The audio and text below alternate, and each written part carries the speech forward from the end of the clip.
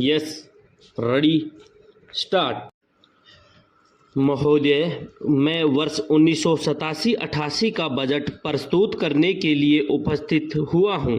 जब हमने कार्यभार संभाला था तो हम भाग्यशाली थे कि हमें इंदिरा जी से सुदृढ़ अर्थव्यवस्था उत्तराधिकार के रूप में प्राप्त हुई। 1979-80 की कठिन स्थिति के बाद मुद्रास्फीति की दर को तेजी से नीचे ला दिया गया था। विकास की दर में वृद्धि हुई। हमने इन सफलताओं को बनाए रखा है और उन क्षेत्रों में सुधार की प्रक्रिया आरंभ की है जिन पर तत्काल ध्यान देने की आवश्यकता थी। हमारा प्रधान उद्देश्य गरीबी को दूर करना और एक सुदृढ़, आधुनिक, आत्मनिर्भर और स्वतंत्र अर्थव्यवस्था का निर्माण करना है। पिछले बजट में गरीबी दूर करने के कार्यक्रमों के लिए निर्धारित प्रत्यक्ष व्ययों में भारी वृद्धि की गई थी।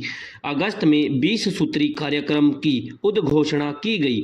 खाद्य के ऊंचे भंडारों को ध्यान में रखते हुए ग्रामीण रोजगार कार्यक्रमों का और विस्तार किया गया। जनजातीय क्षेत्रों को 20 लाख मीट्रिक टन अनाज अत्यंत रियासती दरों पर मुहैया किया गया।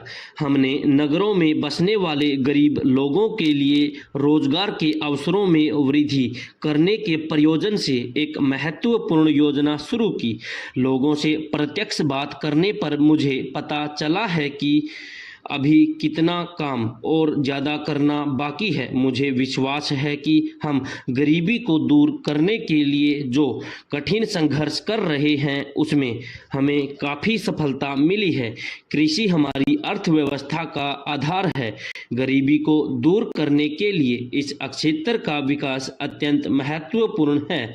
हमारे किसानों और कृषि वैज्ञानिकों ने खाद्यान्नों के मामले में हमारे देश को आत्मनिर्भर बना दिया है। हमने उन नीतियों को और मजबूत बनाया है जो इतनी कामयाब साबित हुई हैं। हम अपने किसानों को उनकी उपज के लिए लाभदायक मूल्य दिलवाने और उनके लिए अधिक मात्रा में पानी, बिजली, बीज, उर्वरक और ऋण उपलब्ध कराने के लिए वचनबद्ध हैं। कमजोर मानसून वर्षा के बावजूद अनाज का उत्पादन 15 करोड़ मीट्रिक टन से अधिक होगा।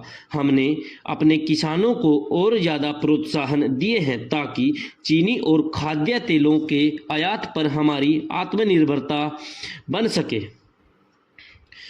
किंतु मुझे कृषि क्षेत्र के श्रमिकों के बारे में चिंता है। कृषि श्रमिकों को शोषण का सामना करना पड़ता है। सरकार एक राष्ट्रीय ग्रामीण श्रमिक आयोग की स्थापना करेगी जो हमारे समाज के इस कमजोर वर्ग की कामकाज की स्थितियों का अध्ययन करेगा और उनकी सुरक्षा के लिए सामाजिक कानूनों के कार्यान्वयन को भी देखेगा। उद्योग धंधों में उन्नति हो सकती है और उद्योग धंधे उन्नति कर रहे हैं। 7वीं योजना में हमारी नीति इन्हीं उपायों की नींव के आधार पर औद्योगिक कार्य निष्पादन में और सुधार करने की है। हम अनुकूल स्तरों पर किए जाने वाले आर्थिक लाभ को बढ़ावा देने और आधुनिक प्रौद्योगिकी का समावेश करने तथा उत्पादकता में वृद्धि के लिए पहले से ज़्यादा प्रतियोगिता की स्थिति उत्पन्न करने, लागतों में कमी करने और गुणवत्ता में सुधार करने के लिए प्रोत्साहन दे रहे हैं। हमने छोटे पैमाने के एककों को दिए जाने वाले प्रोत्साहनों में वृद्धि की है। हमारे औद्योगिक आधार का विस्तार हुआ है। बड़ी संख्या में नए रोजगारों का सृजन किया गया है। 1984-85 से आरंभ होने वाले 3 वर्षों में उद्योग धंधों की वृद्धि की दर औसतन प्रति वर्ष 8% से ज़्यादा होने की संभावना है। पिछले 20 वर्षों में इतनी वृद्धि कभी नहीं हुई। हमने कर सुधार के महत्वपूर्ण काम को उच्च प्राथमिकता प्रदान की है। हमारे कर कानून और नियम बहुत जटिल हो गए थे। बड़ी मात्रा में करों की चोरी होती थी। इनमें सुधार अत्यंत आवश्यक था। पिछले 2 वर्षों में हमने राजकोषीय प्रणाली में जो सुधार किए हैं वे बहुत ही व्यापक और सफल रहे हैं। हमने कानूनों और प्रक्रिया को सरल बना दिया है। हमने नए कानूनों को कठोरता से लागू किया है। इससे ईमानदार करदाता को मदद मिली है और पहले की अपेक्षा अधिक राजस्व प्राप्त हुआ है। मुझे यह कहते हुए खुशी है कि सरकारी क्षेत्र के आधारभूत उद्योग स्पष्ट रूप से बेहतर कार्य निष्पादन कर रहे हैं। कोयला, बिजली तथा रेलवे में उल्लेखनीय सुधार हुआ है। तापीय विद्युत के उत्पादन में जो सुधार हुआ है वह खास तौर पर सराहनीय है।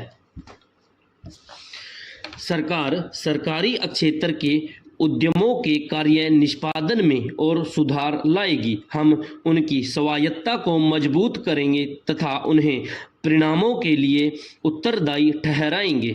सरकार सरकारी क्षेत्र के संबंध में संसद के सम्मुख एक श्वेत पत्र प्रस्तुत करेगी। एक ऐसी अवधि में जबकि अनेक विकासशील देशों में वृद्धि की दरों में तेजी से कमी आई है, हम अपनी विकास दर को तेज करने व प्रति व्यक्ति आय को बढ़ाने में समर्थ रहे हैं। हम ऋण संबंधी समस्याओं से बचे हैं और हमने मुद्रास्फीति को नियंत्रण में रखा है।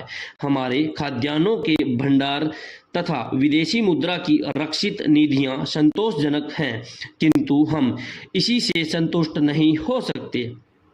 सरकारी खर्च में तेजी से वृद्धि के कारण हमारे राजकोषीय संतुलन पर भारी दबाव पड़ रहा है। हाल ही में हमें अपने रक्षा व्यय में वृद्धि करनी पड़ी। राष्ट्रीय सुरक्षा के मामले में हम कोई भी प्रयास बाकी नहीं छोड़ेंगे और न ही किसी भी त्याग से पीछे रहेंगे। इसके साथ ही विकास के लिए दबाव अधिक है।